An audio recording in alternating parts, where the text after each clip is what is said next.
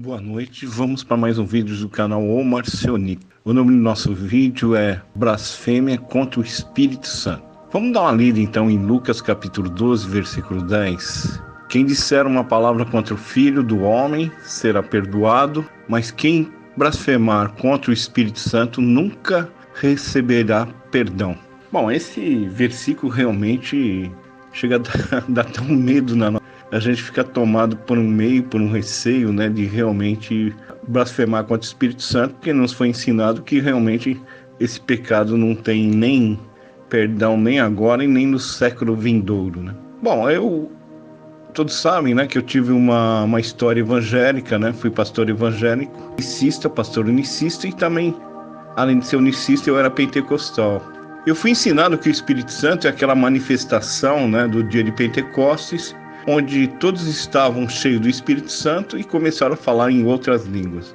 Bom, para mim, o Espírito Santo seria isto e falar em línguas seria uma manifestação do Espírito Santo. Bom, com todo o medo que foi colocado na nossa mente, né, da blasfêmia contra o Espírito Santo, ninguém se atreveu, né, eu pelo menos não me atrevi a discordar. Mesmo eu vendo alguma evidência que aquilo lá não poderia ser correto ou verdadeiro, né, aquelas manifestações do Espírito Santo, eu tinha esse versículo sempre na minha mente, né? Então eu procurava evitar, né, que elas não seriam divinas, né, que seria uma fraude, porque eu tinha bendito desse versículo da blasfêmia do Espírito Santo na minha mente. Então eu acho que esse versículo nos incutado por medo de blasfemar contra o Espírito Santo é o que possibilitou o grande crescimento da igreja pentecostal até hoje no mundo inteiro. Embora a gente possa frequentar uma igreja pentecostal, ver algumas coisas que a gente, nosso consciente não concorda, nossa mente não concorda, mas a gente fica restrito, né, por causa desse bendito desse versículo aí, sobre a blasfêmia contra o Espírito Santo. Bom, todo mundo sabe que eu sou marcionita, né? E que Márcio é que fez a primeira Bíblia com as 10 cartas de Paulo, né? E o Evangelho do Senhor. Bom, o nosso principal professor, tanto para Márcio como para nós, a igreja, era Paulo, né?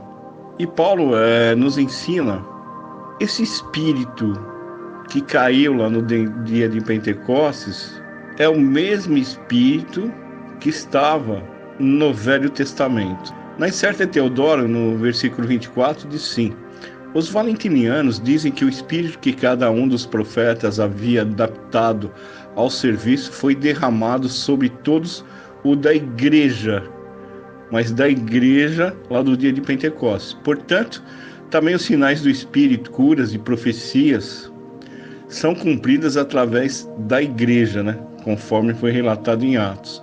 Mas eles não sabem que o Paráclito, ou seja, o Espírito Consolador, o professor, que agora trabalha continuamente nessa igreja, tem a mesma substância e poder que aquele que trabalhou continuamente de acordo com o Antigo Testamento. Então, esse Espírito que desceu no dia de Pentecostes, que Paulo não menciona essa descida do Espírito Santo, né? Esse mesmo Espírito que nos foi relatado no livro de Atos, é o mesmo Espírito do Velho Testamento.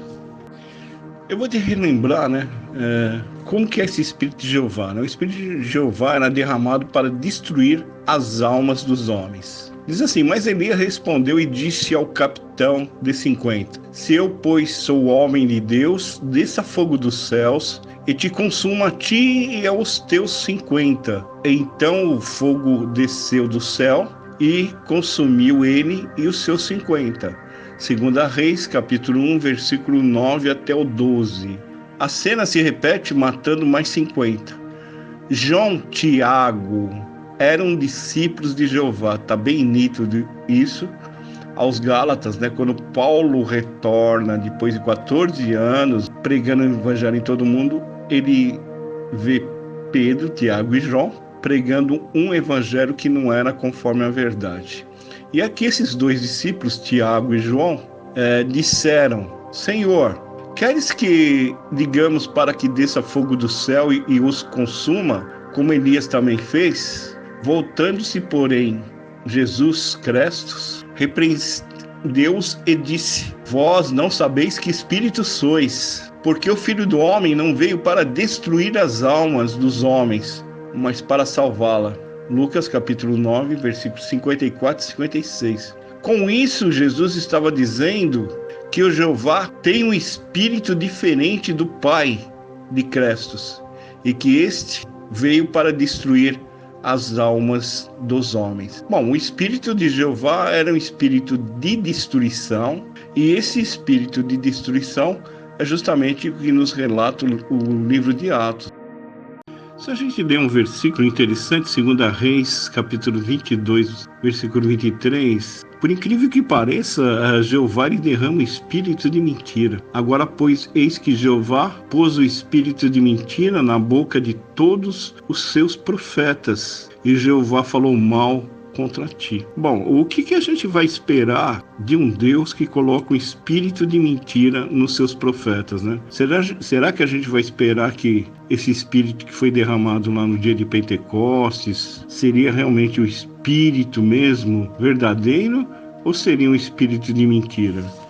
Vamos ver um pouquinho do espírito do Velho Testamento. Porque não recebesse o espírito da escravidão, ou seja, o espírito do Velho Testamento, para que outra vez estardes em temor. Romanos 8,15. Todos os filhos de Jeová, lá no Velho Testamento, e todos que seguem Jeová até hoje, estão em escravidão e são filhos de Agar, o que se entende por alegoria, porque esses são os dois concertos, um do Monte Sinai, gerando filhos para a servidão, que é Agar, que está relatado em Gálatas 4:24. No Novo Testamento, os que são gerados por promessa são livres. Paulo diz: estais, pois, firmes na liberdade com que Crestos nos libertou, e não torneis a meter-vos debaixo de jugo de servidão. Gálatas 5:1.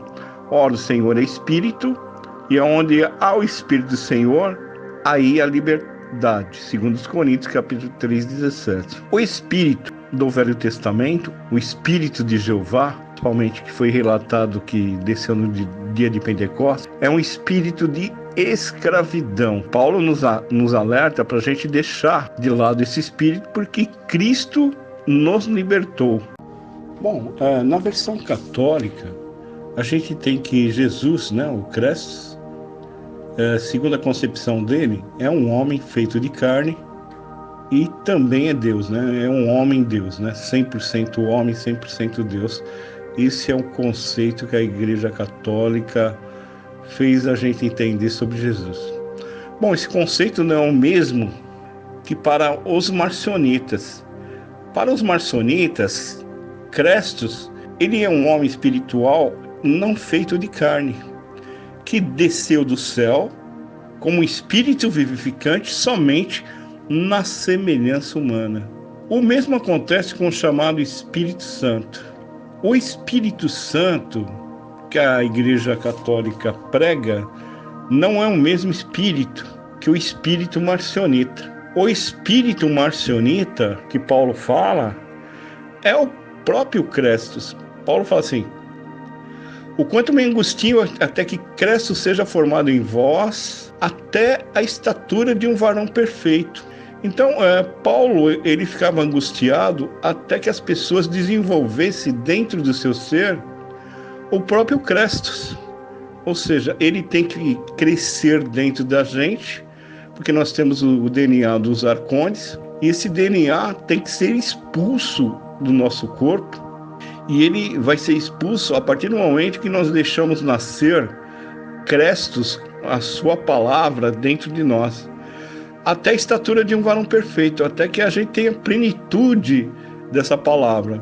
Quando a gente tiver essa plenitude dessa palavra, ou seja, a mente de Crestos, aí nós podemos dizer: Cristo em nós é a esperança da glória. Então, veja bem, o espírito marcionita é o próprio Crestos dentro da gente. Não é um espírito que desceu do dia de Pentecostes e, de repente, todo mundo começou a falar em línguas estranhas e isso, aquilo, acolá, tá? Se a gente voltar nas histórias, primeiras histórias, quem desceu em forma de pomba foi sempre Jesus. As histórias mais antigas, por exemplo, principalmente nos livros que a gente tem, nos evangelhos que a gente tem, sempre foi Jesus que desceu.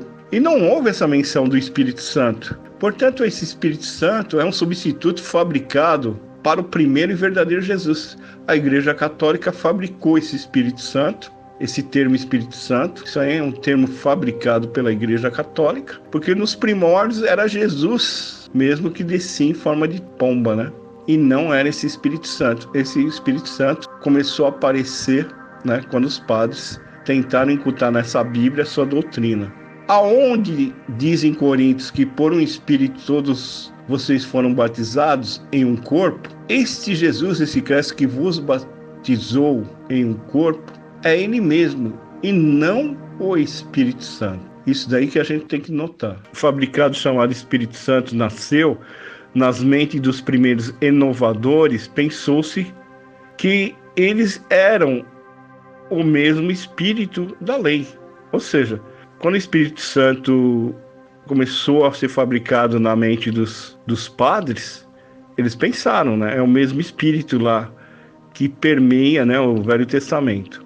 Naturalmente, então, a blasfêmia contra o Espírito da antiga lei tinha que se tornar o maior de todos os pecados, como foi colocado, né? Então, essa blasfêmia do Espírito Santo foi colocada pelos padres aí na Bíblia, justamente para a gente nos encher de temor, para a gente não blasfemar que o Espírito Santo fosse o mesmo Espírito lá do Velho Testamento. Aqueles que adoram o Espírito dos arcondes, sem saber, adoram os demônios. A velha lei é o que dá o poder para o diabo. É o poder de condenar ou escravizar a carne. Aonde a lei, o espírito da lei é adorado. Não há liberdade. Foi pela liberdade que Cressus te libertou. Retornar à lei depois de ter sido libertado é como um porco limpo retornando ao chiqueiro. Jeová é o Deus das moscas. Uma leitura cuidadosa do que é blasfêmia contra o Espírito Santo, eu chamaria o Espírito do Antigo Testamento. Ou seja, o Espírito Santo eu chamaria de o Espírito do Antigo Testamento, que seria o Espírito do próprio diabo, o próprio Espírito dos arcondes.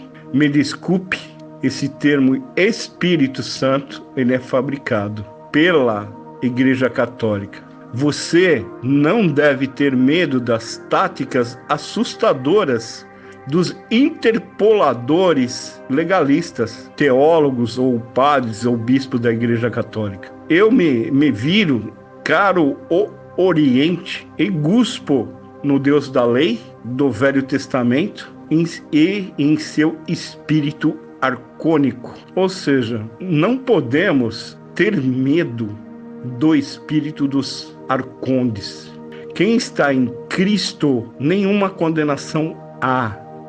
Quem está em Crestos, nós estamos na liberdade do espírito, não na escravidão da lei, porque o princípio do Deus do Velho Testamento é o seu temor. Ele impõe a sua força, ele impõe a sua vontade através do medo e do temor. E esse versículo blasfêmia contra o Espírito Santo é um versículo que a gente tem que realmente descartar da nossa mente, porque quem está em Crestos, nenhuma condenação há. Uma coisa é certa, nós estamos sobre a coação dessa Bíblia, né? Coação dos bispos, dos teólogos que fizeram essa Bíblia.